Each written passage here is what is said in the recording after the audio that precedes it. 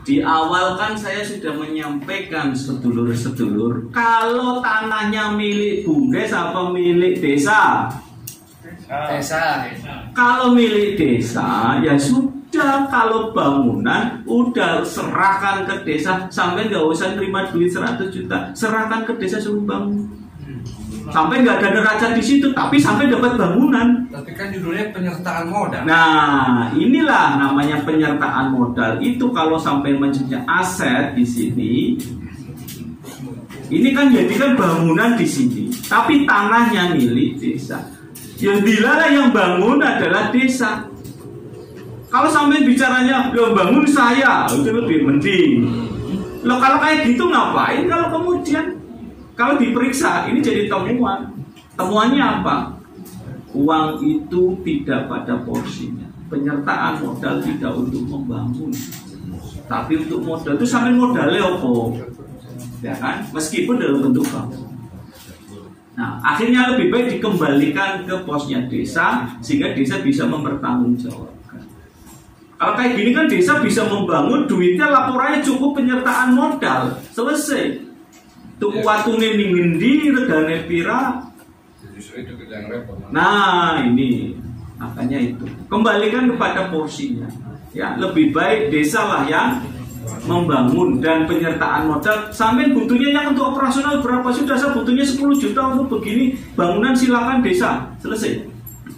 Toh akhirnya juga desa bisa melihatkan asetnya dalam bentuk pasar, kemudian mencatat dalam asetnya desa, kemudian setelah jadi, Bumdes silahkan sampai kelola, tapi saya minta bagi hasilnya dari retribusi itu.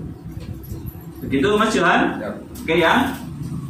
Ya, monggo Mas. Ini melanjutkan pertanyaan dari Mas Johan. Ketika pembangunan fisik itu di tanahnya desa, nah yang sedang kami garap itu kan di Songgobel itu kan tanahnya milik Perhutani ya. Nah, itu seperti apa itu Pak? Ya, apakah itu boleh kan? Begini, yakin nggak ketika dibangun di situ kemudian akan langgeng? Kan nggak yakin. Begitu sampai bangun hari ini, kemudian tahun depan diakuisisi oleh Perhutani, sampai bisa apa? Bilang toh, kecuali kalau kemudian non permanen, begitu pindah dari sini, oke, tak cabutin kabeh, tak pindah maring desa, itu lebih aman. Tapi yang tidak permanen. Tapi kalau permanen sudah betonan gitu, Anda harus pindah panti ketuki, kan nggak bisa.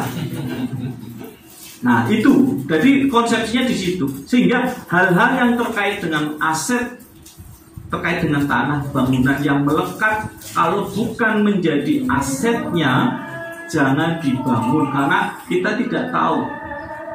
Meskipun ada perjanjian ya, mestinya kalau sampai membangun berarti perjanjiannya, kalau aset bangunan itu kan kita 20 tahun sampai 25 tahun. Wah, ini nggak Perhutaninya MOU-nya sampai dengan 20-25 tahun. Kan belum tentu, paling 5 tahun. Nanti diperpanjang. Begitu sudah rame 5 tahun, sudah, maaf, ini sama dipakai sendiri. Rugi kan sampai. Nah, ya, nah itu konsepsinya di situ. Maka hal-hal yang terkait dengan untuk membangun itu dihindari. Tapi yang permanen. Tapi kalau misalkan gazebo misalkan yang bisa dicabut ketika ada one prestasi, maka silakan bagi cabut pindah, dan asetnya sudah bergeser ke desanya sampai Perhutani sudah nggak punya apa-apa.